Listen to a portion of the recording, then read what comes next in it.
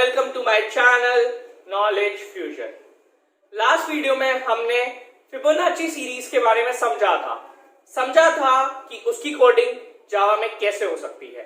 आज हम उसके ही जैसी एक सिमिलर सीरीज के बारे में पढ़ने वाले हैं। आज हम समझने वाले हैं कि फिबोनाची सीरीज क्या होगी, उसकी कोडिंग जावा में कैसे होगी और उसका एक्सप्लेनेशन क्या होगा। पहले आप एक क्वेश्चन लिख लीजिए जो 10th बोर्ड्स और 8th और 9th के एग्जाम्स में आता है। Write a program to print the n terms of the Fibonacci series. तो आइए अब इस सीरीज को देखते हैं। सबसे पहले आप सीरीज को ऑब्जर्व करिए, क्या हो रहा है। 0 1 2 3 0 1 2 3 लाइन से, देन 6 देन 11 देन 20। ऐसा कैसे हुआ?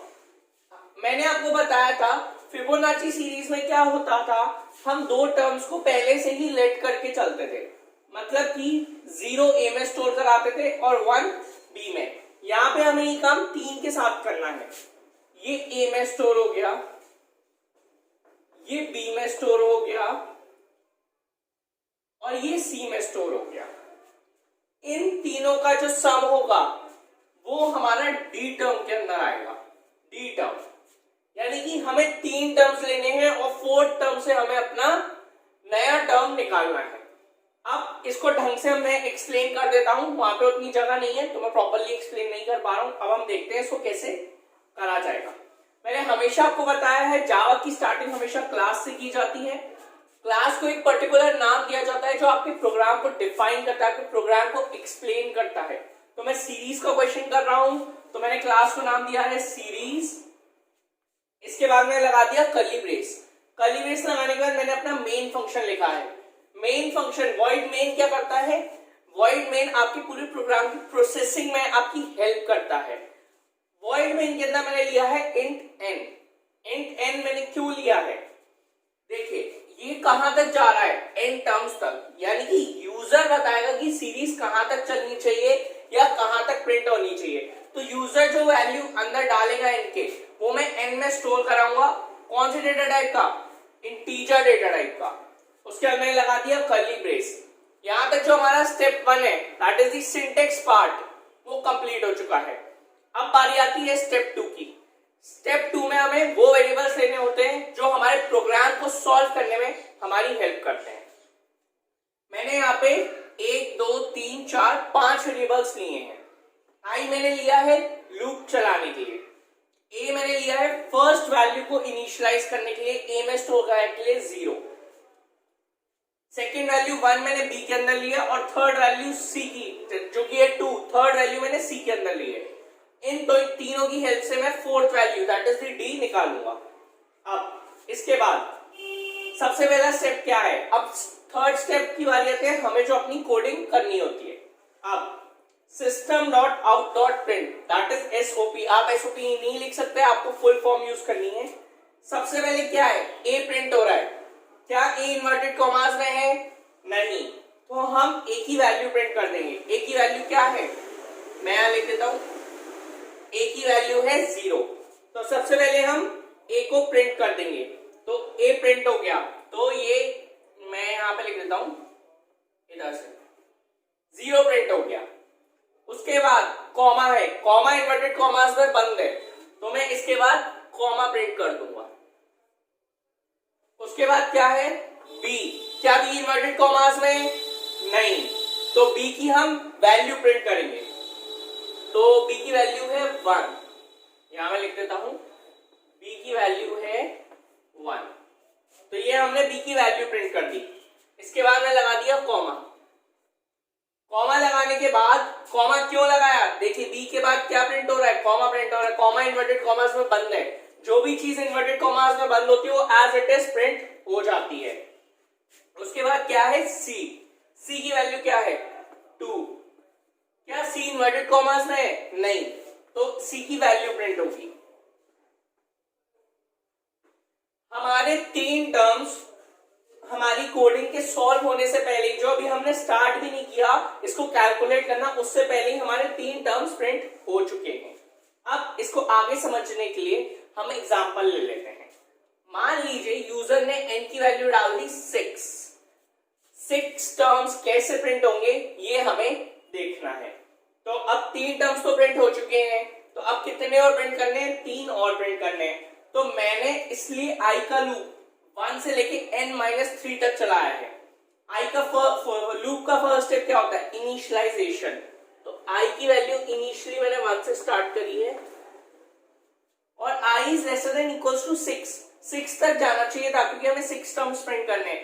n तक जाना चाहिए था, मैंने n-3 तक क्यों लिया है? क्योंकि इस लूप के स्टार्ट होने से पहले ही हम 3 टर्म्स ऑलरेडी प्रिंट करा चुके हैं। तो जो टर्म्स ऑलरेडी प्रिंट हो चुके हैं उतने टर्म्स हम कम कर देंगे। फॉर एग्जांपल अगर आपको मान लीजिए 20 टर्म्स प्रिंट कराने हैं तो आप लूप 17 तक चलाएंगे। 20 - 3 17। तो हमें यहाँ पे कितना? हमें 6 टर्म्स प्रिंट कराने हैं। जब 3 प्रिंट हो गए तो कितने और प्रिंट कराने हैं अब हमें? 3।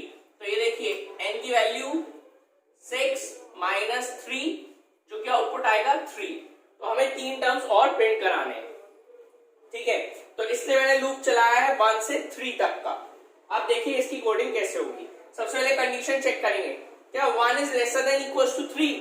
कंडीशन ट्रू है, अंदर आ जाएंगे। d equals to a plus b plus c।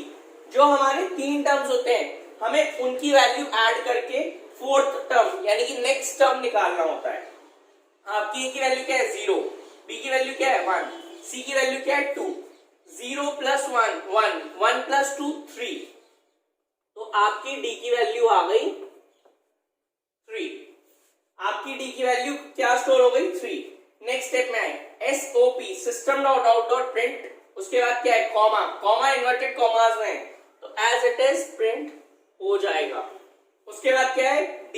क्या d इन्वर्टेड कॉमास में है? नहीं, d इन्वर्टेड कॉमास में नहीं है। तो क्या होगा? d की वैल्यू प्रिंट हो जाएगी। d की वैल्यू क्या है? 3। तो ये प्रिंट हो गई 3। इसके बाद आप नेक्स्ट स्टेप पे आएंगे। अब जैसे आपकी 3 वैल्यूज 4 या 4 वैल्यूज प्रिंट हो जाती हैं, 4 वैल्यूज प्रिंट होने के बाद आपको सबको एक एक आगे शिफ्ट करना होता है। तो a इक्वल्स टू b यानी b की जो वैल्यू है वो a के अंदर आ जाए। b की वैल्यू क्या है? 1। तो a के अंदर क्या आ गया? 1। नेक्स्ट स्टेप में आए b equals to c। c की वैल्यू क्या है? 2। तो c की वैल्यू किसके अंदर आ गई? b के अंदर। तो b की वैल्यू कितनी हो गई? 2। उसके बाद नेक्स्ट स्टेप में है c इक्वल्स टू d यानी जो d की वैल्यू है वो c में आ जाए। तो d की वैल्यू क्या है? 3। तो c की वैल्यू कितनी हो जाएगी? 3। इसको करने के बाद अब हम वापस यहां से ऊपर जाएंगे हमारे फॉर लूप के थर्ड स्टेप पे, दैट इज अपडेशन। अपडेशन क्या होता है? आप वैल्यू इंक्रीज या डिक्रीज कर सकते हैं as according to the question जो आपको नीड हो। तो मैंने यहाँ पे i प्लस प्लस चलाया है तो i की वैल्यू 1 से इस बार क्या हो जाएगी? 2 हो जाएगी। 2 होते ही आप वापस कंडीशन चेक करेंगे। i is lesser than equals to n-3। i की वैल्यू आपकी क्या है? 2। क्या 2 n-3 6 - 3 यानी कि 3। क्या 2 3 से छोटा है? कंडीशन ट्रू है। कंडीशन ट्रू है, हम वापस अंदर आ जाएंगे। इस बार आप देख सकते हैं a की वैल्यू 1 है, b की वैल्यू 2 है और c की वैल्यू 3 है। यानी कि हमारे सारे टर्म्स एक एक आगे शिफ्ट हो गए। तभी इन तीनों को ऐड करने के बाद हम नेक्स्ट d वाला टर्म निकाल पाएंगे। तभी तो d एक आगे शिफ्ट होगा, वरना कैसे होगा? तो अब कंडीशन में हमारी ट्रू है, i की वैल्यू 2 जो है वो 3 से छोटी है। तो हम नेक्स्ट स्टेप में आए d equals to a plus b plus c। आपकी a की वैल्यू क्या है? 1, b की वैल्यू क्या है? 2 और c की वैल्यू क्या है? 3। 3 प्लस 2 5, 5 प्लस 1 6। तो इस बार d में क्या स्टोर हो जाएगा? 6 स्टोर हो जाएगा। यहां से आप नेक्स्ट स्टेप पे आएंगे। सबसे पहले इन्वर्टेड कॉमास में कॉमा प्रिंट हो रहा है तो ये आपने प्रिंट कर दिया कॉमा। उसके बाद d प्रिंट हो रहा है तो d की जो भी वैल्यू है 6 है तो आपने ये 6 प्रिंट कर दी। d की वैल्यू 6 प्रिंट हो गई। नेक्स्ट स्टेप में आए a equals to b। a की वैल्यू क्या हो गई? अब जो b की वैल्यू है वो a के अंदर आ जाएगी। b की वैल्यू 2 है तो a के अंदर आ जाएगा 2। अब नेक्स्ट स्टेप में है b equals to c। c की वैल्यू क्या है? 3। तो b के अंदर अब क्या आ जाएगा? 3 आ जाएगा। c इक्वल्स टू d यानी कि d की जो वैल्यू है अब वो c के अंदर आ जाएगी। d की वैल्यू 6 है तो c के अंदर क्या आ जाएगा? 6। सिंगल इक्वल का मतलब क्या होता है, जो बाद वाले वेरिएबल की वैल्यू है वो पहले वाले वेरिएबल के अंदर आ जाए, यानी कि जो राइट हैंड साइड पे जो वेरिएबल है उसकी जो वैल्यू है वो लेफ्ट हैंड साइड वाले वेरिएबल पे आ जाए, अगर सिंगल इक्वल है। अगर कहीं पे डबल इक्वल लगा है तो वो आपस में वैल्यूज को कंपेयर कर रहे हैं, तो दोनों इक्वल्स में कंफ्यूज मत होइएगा। यहां तक हमारा हो गया, हमने सारी वैल्यूज यहां तक c इक्वल्स टू d तक रन कर लिया। अब हम वापस जाएंगे इधर अपडेशन पे। i प्लस प्लस, i की वैल्यू क्या हो जाएगी, i की वैल्यू इस बार 1 से इंक्रीज होके 2 से इंक्रीज होके 3 हो जाएगी। 3 होते ही आप वापस कंडीशन चेक करेंगे, 3 is lesser than 3, condition false, 3 is equal to 3, condition true. अंदर आ जाएंगे, d equals to a plus b plus c, a की वैल्यू 2 है, b की वैल्यू 3 है, c की वैल्यू 6 है। 6 plus 3 plus 2 gives the answer 11। 6 plus 3 plus 2 11 answer होता है। d में क्या स्टोर हो जाएगा, 6 कट के 11 आ जाएगा। नेक्स्ट स्टेप में आएंगे, SOP system dot out dot print comma, सबसे पहले कॉमा प्रिंट हो रहा है, कॉमा प्रिंट किया, क्या d इन्वर्टेड कॉमास में है, नहीं, तो d की वैल्यू क्या है 11, तो 11 प्रिंट हो गए। अब नेक्स्ट स्टेप में आए, a इक्वल्स टू b, यानी b की जो वैल्यू है, जो राइट हैंड साइड जो वेरिएबल है उसकी वैल्यू लेफ्ट हैंड साइड वाले वेरिएबल में आ जाए, तो b की वैल्यू किस में आ जाएगी, a में, b की वैल्यू क्या है 3, तो a में क्या आ जाएगा 3। नेक्स्ट स्टेप में है b equals to c, c की वैल्यू क्या है 6, तो b में क्या आ जाएगा 6। c equals to d, d की वैल्यू क्या है 11, तो c में क्या आ जाएगा 11। इस तरीके से सारी वैल्यूज बार बार शिफ्ट होती चली जाएंगी। हम वापस इधर जाएंगे i प्लस प्लस पे, वापस हमने अपडेशन वाले स्टेप पे जाएंगे और 1 से उसे इंक्रीज करेंगे, तो इस बार i की वैल्यू 3 कट के 4 हो गई, ये 4 हो गई। अब वापस हम कंडीशन चेक करेंगे, क्या 4 is equal to 3, condition false, क्या 4 is lesser than 3, condition false, दोनों ही कंडीशन फॉल्स हो गई, तो आप फॉर लूप के बाहर आ जाएंगे। फॉर लूप के बाहर आके देखेंगे तो हम देखेंगे हमारा क्वेश्चन कंप्लीट हो चुका है। हमें 6 टर्म्स प्रिंट करने थे और हमारे 6 टर्म्स प्रिंट हो चुके हैं, 0 1 2 3 6 11।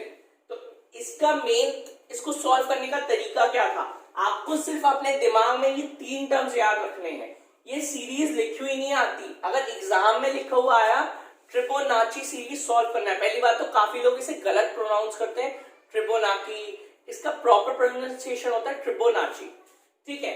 तो जब भी आपके एग्जाम्स में ट्रिबोनाची सीरीज आएगी तो आपको सीरीज लिखी हुई नहीं मिलेगी, आपको स्टार्टिंग के 3 टर्म्स याद होने चाहिए, 0 1 और 2, और उसके बाद तो आप कैसे भी आगे बना सकते हो। आपको 3 टर्म्स को ऐड करना है, फिर नेक्स्ट टर्म बनाना है, फिर सबको आगे शिफ्ट कर दो, फिर 3 टर्म्स ऐड करो, नेक्स्ट टर्म बनाओ। तो सबसे पहले आपको 3 टर्म्स इनिशियलाइज कराने हैं और उन तीनों को प्रिंट करा देना है। जितने भी टोटल टर्म्स आपको यूजर मांगेगा प्रिंट करने को, उसमें से -3 करना है, क्योंकि 3 टर्म्स आप ऑलरेडी प्रिंट करा चुके हो। उसके बाद आपको लूप चलाना है, देन हर एक नया टर्म कैलकुलेट करके उसे प्रिंट कराना है और वैल्यूज को आगे शिफ्ट कराते जाना है। इस ड्राई रन को ढंग से समझिएगा, ये पूरे प्रोग्राम का मेन हिस्सा होता है जिससे क्वेश्चन समझ में आता है। तो आई होप कि आपको ये क्वेश्चन क्लियर हो गया होगा। अगर ये वीडियो पसंद आई हो तो इसको लाइक करें, शेयर करें और सब्सक्राइब करना ना भूलें। और एक इंपॉर्टेंट बात, अगर आपको कोई भी कैसी भी क्वेरी है या कोई भी डाउट है तो आप मुझे कांटेक्ट कर सकते हैं। मेरी मेल आईडी, मेरा कांटेक्ट नंबर और मेरी इंस्टाग्राम आईडी डिस्क्रिप्शन बॉक्स में अवेलेबल है। Have a good day.